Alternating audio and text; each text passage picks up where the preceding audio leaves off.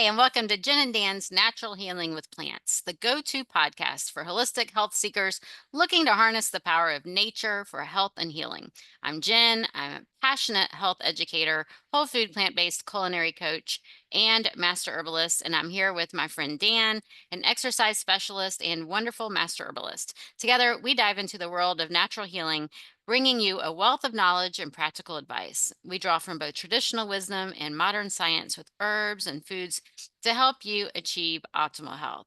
So, today's episode is an important one. We're talking about when herbs can actually be dangerous. And people are like, what? As much as we love and believe in the power of herbs, we need to recognize that there are times when they can do more harm than good, especially if they're not used correctly. So I have experienced that for myself personally with some herbs, and I just think this is a really great topic. So where should we begin, Dan? Well, I guess we can begin with you do have to make sure you look at if you're already on prescriptions, Oh yeah, because yeah. there There can be interactions sometimes. Yeah, there are quite a few. Like one of my favorite herbs is St. John's wort, and I know it's not right for everyone, which we should say our medical disclaimer. The information we're sharing with you today is for educational purposes only. Please do your own due diligence. Listen to other herbalists as well. Don't just take our word for it. Do your own research. We do not diagnose, prescribe, or treat, and we are not telling you to take something or to not take something. We're just telling you about our experience and our knowledge about herbs. So I love St. John's wort. It's just really great for so many different reasons, but it can really affect other medications. And some people can have, like, for me, it's very calming. It's really great for me for relaxing and wonderful for the brain. It can be used in depression and things like that. But for some people, it can actually have the opposite effect, and it is one of those that can interact with medications. Yes, doesn't it prevent absorption of certain medications? That's one of the biggest problems with St. John's. Yeah, yeah, it Mhm. can. Right, Yeah. right. Yeah, it affects how your liver processes medications. And so if you're on medications, that's definitely one that you want to watch out for. Yeah, I can remember in the 90s when St. John's was really popular for depression. Hmm. They found a link. They said that actually St. John's interacts in a negative way with the SSRI drugs, is what I remember hearing. Yes, Yeah. yes. I remember reading that too. Right. So Yeah, you have to watch that. right. Yeah, that could be really dangerous.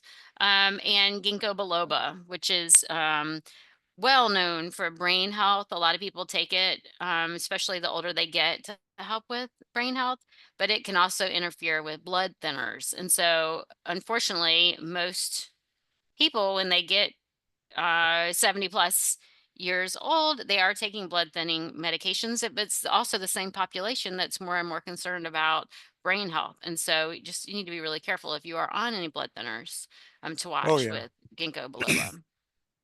definitely.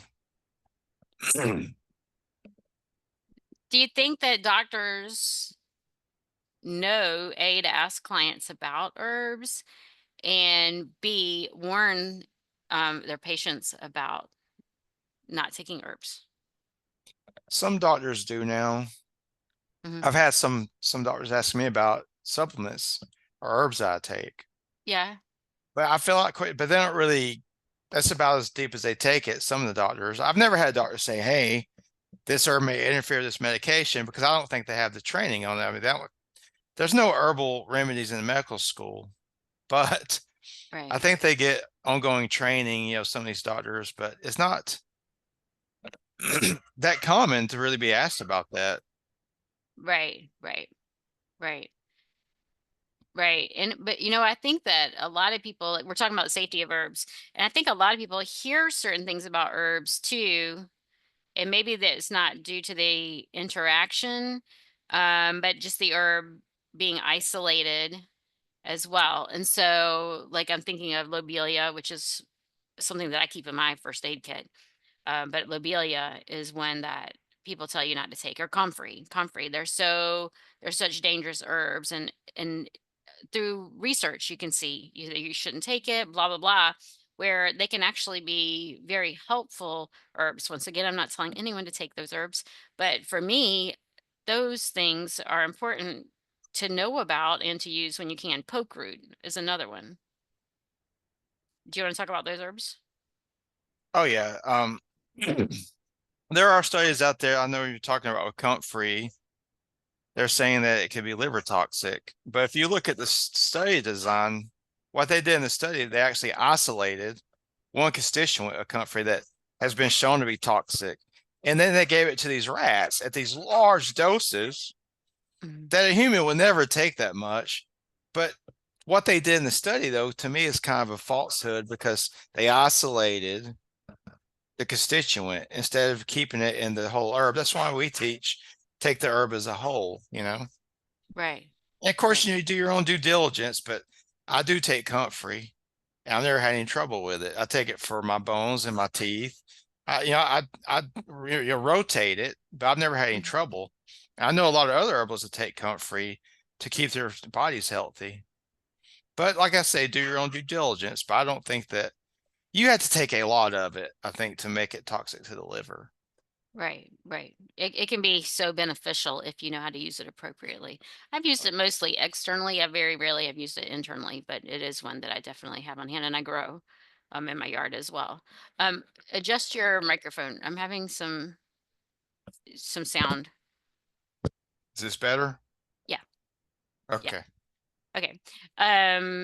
So I was trying to think of some other ones that can be of concern. Lobelia. So we use lobelia a lot. So lobelia is considered a thinking herb. It can be taken for stomach upsets or cramps. It's very relaxing. It can even be used for asthma and other lung conditions.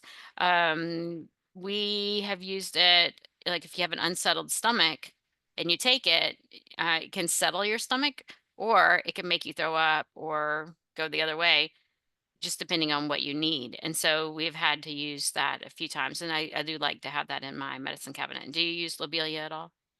Oh yes, that's one of my own tap herbs. It's really good Hmm. for relaxation. Helps us sleep if we're having an off night. Yes. It's also good for, tight muscles and sometimes my stomach, the muscles of my stomach gets tight if I'm having a stressful day. Hmm. I'll actually rub the tincture on my stomach and take it internally and it helps loosen the Hmm. muscles up. Yeah. Yeah. And it's I got its re- own self-regulation where you're talking about it makes you puke because if you take too much of it, you actually can puke from it. which is why they thought it was dangerous. But Yeah. that's your body, yeah, Yeah. reacting, getting rid of it. It's not dangerous. That's your body's doing No. what it's supposed to be doing. I've used it like last year when I had the horrible cough. I rubbed the tincture on my chest to help relax the Yes. lungs. It's Yeah, good for the bronchial, actually relaxes the bronchial in your lungs, actually can relax that. right. I've had people that I make a tincture with lobelia and some other herbs, and it helps a lot of people with that have breathing problems. So Yeah, yeah, it's a that's good, wonderful. very good herb, very good herb. Hmm. You can mix it. You actually can combine it with a lot of other formulas because it helps the other herbs in the formula get to where they need to go. That's what Christopher is teaching us. You remember? Yes, That's why it's yes. called the thinking. Yeah. Yeah, the thinking herb. Another one that I like to use is licorice, except that I don't use it for me. But it can be very helpful, and it's really helpful. Not only is it demulcent and cooling, it can cool the body and help the intestinal lining, but it also is great for people who are really stressed. It can help with the adrenals, unless you have high blood pressure or you have any kind of eye condition where you have pressure behind the eyes, like glaucoma or thyroid eye disease, something like that. You definitely don't want to use licorice root in those cases. It can raise your blood pressure. But if you under a lot of stress or you need it for those other conditions and you don't have high blood pressure, then it can be helpful for you. What are your experiences with licorice root?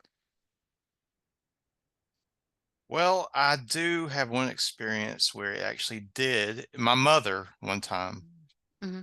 it did run her blood pressure up, but not a lot, maybe 5 or 10 points. Hmm. She reacted to it. It doesn't do it to everyone, So Right. if you have high blood pressure and you want to take licorice, I would recommend either take your blood pressure, see how it affects it, or get the formula without the chemical. Was it Deglycerized. yes, get that form. Hmm. But it depends on the person. Yeah, Hmm. I don't think it's going to run your pressure up 50 points or anything, but it makes your body hold on to water in some people. I think it's Right. one of the reasons. Yeah. But it's Right. really And good I for your stomach. yes, it is, and tastes really good too. Oh yeah. I have a history of thyroid disease and eye pressure. And so, and for those of you who don't know, I was diagnosed with Graves' disease back in 2007. And a lot of times when people with Graves, their eyes, they have like it's like buggy eyes. The eyes kind of stick out. And when I take licorice root, all of a sudden I feel pressure, like my eye's going to pop out. And so I don't want anything with licorice. Unfortunately, some of even the higher quality teas, if you buy them in the store and they taste good, they probably have licorice root in them. And so I've Yeah. found like almost, I don't think I've found a yogi tea that doesn't have licorice root in it. I think almost all of them do, because it tastes good. And so they can put that in there without adding any kind of sweetener. But that's one that I haven't found any of their teas that I can use. I buy traditional medicinals. No, we don't, no, neither one of those sponsor us. We're not affiliates for any of those companies, but I have to really read the labels to make sure I'm not getting any that have licorice root because I know licorice root bothers me. Yeah. Yeah. It's definitely Um, something to look for. right. Right. What's another herb that could be one that could be concerning for people? Well, Well, trying to think of something that a lot of people think is, if this herb is good for me, I should take more. yeah. Yeah, and just like anything else, you can't have too much of a good thing. Yeah, I mean, I always recommend start with the least amount to see how, the least amount to get the medicinal effect you're looking for. Right. Start You low, know, go slow. yeah, Yeah, start low, because see how you feel. Yes. some people react to just a little bit. They only need a little bit to get the benefits they're looking for. And that Right. way, you save the risk of interactions. You also save money because you don't have to take as much. So, you That's know, true. That's true. And you have to remember things like tinctures. Tinctures are a lot more condensed than a tea, but oh yeah. teas can also be a lot more effective because water extracts a lot more than anything. It's the best one at extracting for most substances. And then alcohol, so your tinctures, alcohol, and then glycerin.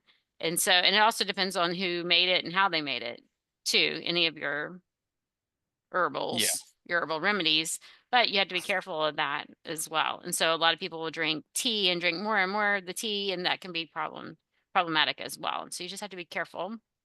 So leading into that, how do you decide about dosing? Like how do you find that not too little, not too much, that kind of thing? Do you have any tips? For most people, you can, body weight is always a factor in dosing body weight. You Hmm. have to look at their body weight. And Yeah. there's actually a formula Schultz talked about where you take their weight and you multiply, I think you divide it by, I can't remember the number he used. Yeah. Well, I was thinking for kids, it was divided by 150. Yeah, yeah, that's right. Yeah. Hmm. Yeah. And that formula's okay. It works pretty good. But I also, for me, it depends on what the client, what they're looking for, what they're trying to balance out. Yeah. And so for me, like okay, for example, cayenne pepper, I make cayenne pepper Uh-huh. tincture. It's really, really Yes. strong. Yes. So for a newbie, if they want to try it out, I tell them take 3 drops and 2 ounces of water 3 times a day Right. and see how that does. If because a lot of people like, oh my God, this is so hot. But Yes. after about 3 days, I tell them to, up it to maybe 6 drops 3 times a day. And for a lot of people, when they use cayenne pepper, they're trying to lower the blood pressure, and it works really good. Right. And so Right. I would tell them if you're trying to lower the blood pressure, take your 3 drops 3 times a day, check your blood pressure that night, check it in the morning. And if it's not going to where you want it to, after 3 days, up your dose to about 6 drops 3 times a day. If your blood pressure is coming down, that'll be your dose. If you need more, just go, do it that way. Because Yeah. I mean, I make it with 100,000 heat unit peppers, so it's really potent. Uh-huh. So it can. My niece took my cayenne pepper one time, and it dropped her blood pressure 10 points in a few days. Wow. Because Yeah. it's a vasodilator. Hmm. It makes your vessels open up. Hmm. So that's one way that I recommend. Just monitor the health, parameter that you're trying to improve, Hmm. and see how much herb it takes to improve it. You know, Right. Right.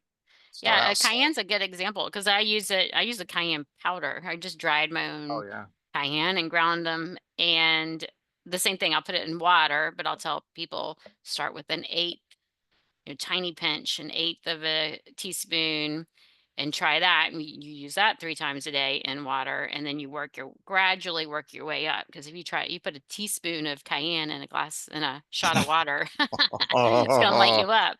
But it's really great man. for balancing blood pressure too. So not just lowering, but balancing. So if you're having some kind of issues, cayenne is fabulous for so many different things.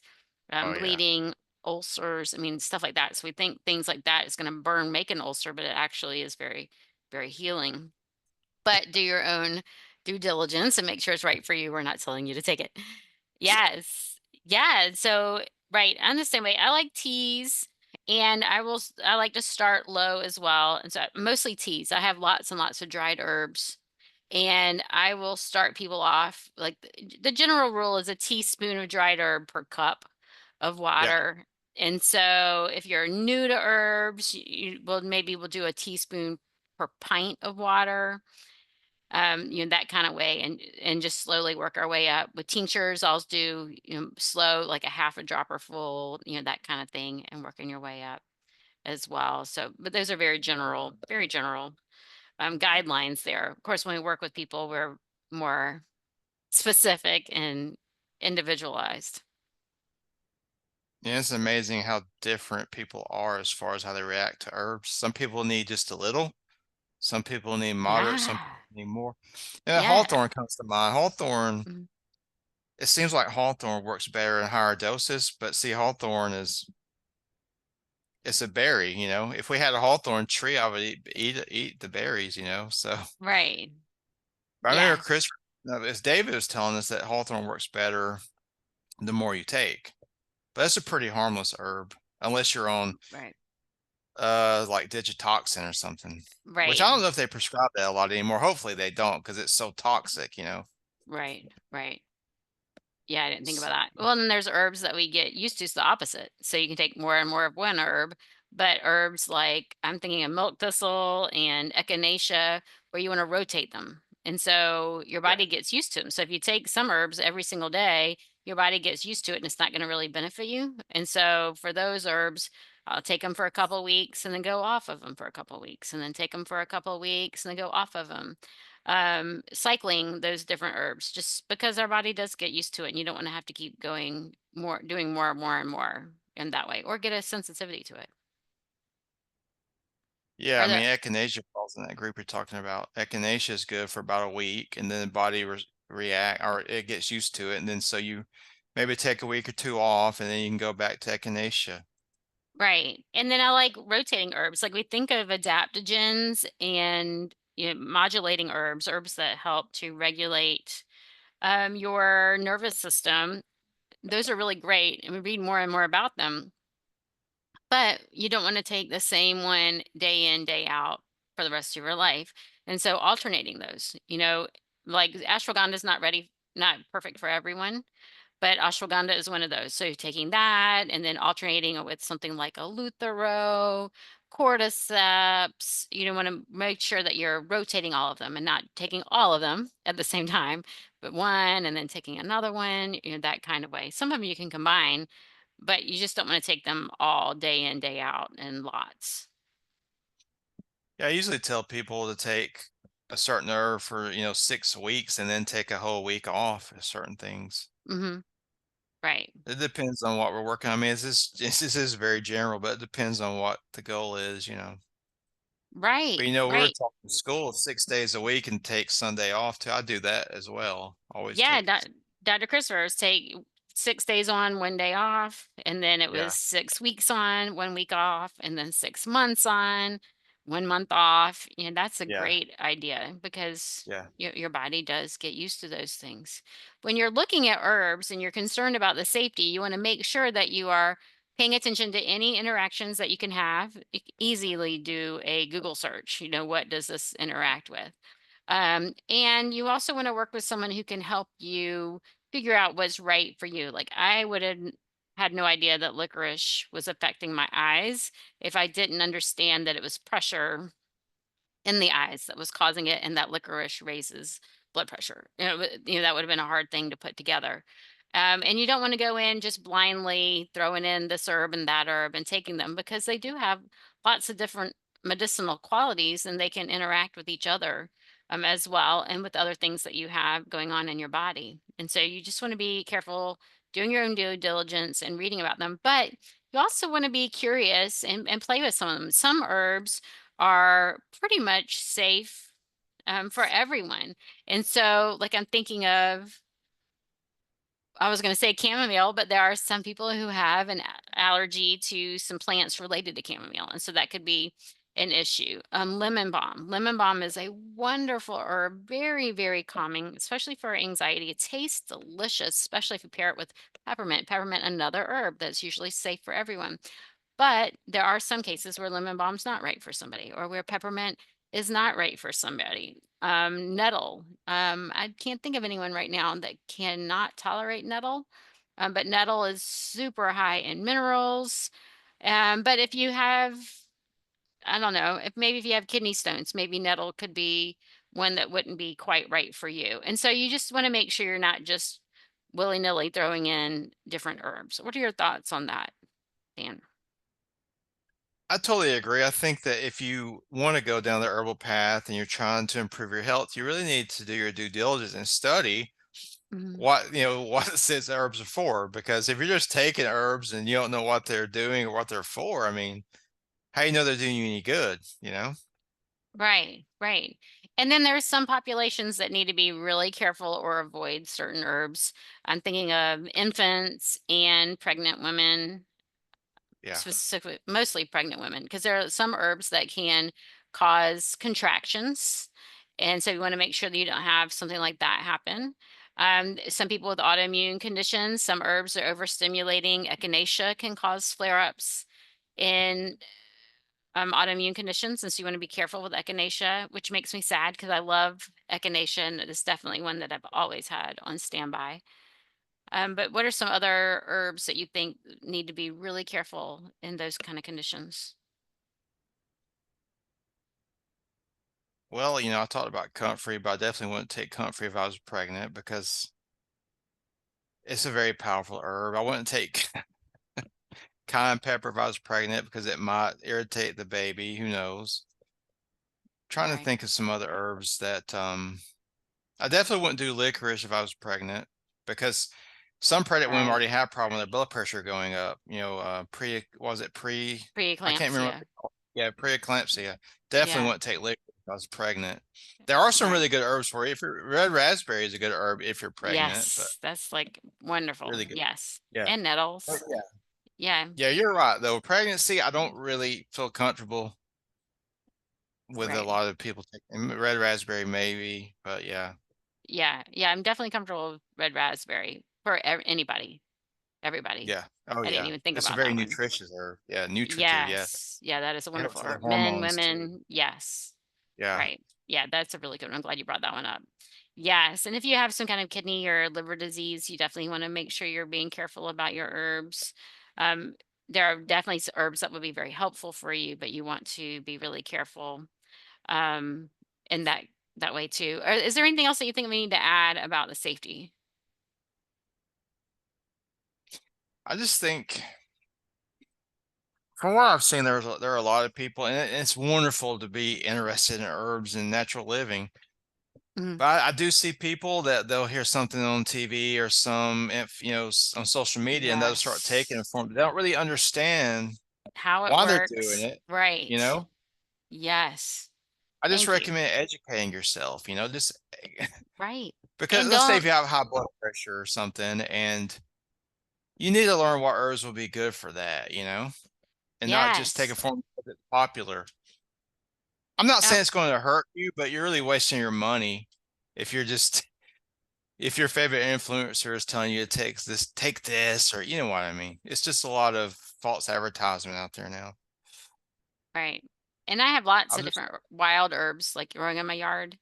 Yeah. And I don't recommend that you go out and just harvest herbs just because they kind of look like a picture you saw.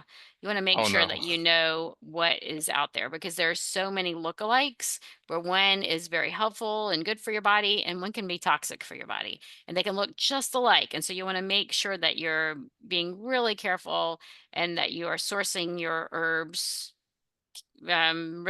careful. I'll say respectably. That's not the right word. Make sure you know what you're doing when you're harvesting your own herbs, and buy from reputable companies too. You want to make sure that they're wild harvested or organic because herbs can be sprayed too. They're leafy greens. They're nutritious, just like other greens. But unfortunately, there are a lot of herb farms that will spray. So you want to make sure that you're buying from a reputable company too. And don't just go out and willy-nilly harvest them. I have some like wild lettuce, which is great for pain management. I've never used it because some people can have issues. Like if you're allergic to aspirin, as it has salicylates, which are in white willow, which you may have willow in your yard. And so I'm curious, does wild lettuce also have the salicylic acid is what I meant to say. Does wild lettuce have that in it too? I don't know. And I'm one of those people that's allergic to aspirin, so I've never used it. So you just want to be really careful about choosing your herbs. Did that make any sense? It did. It did. Yeah.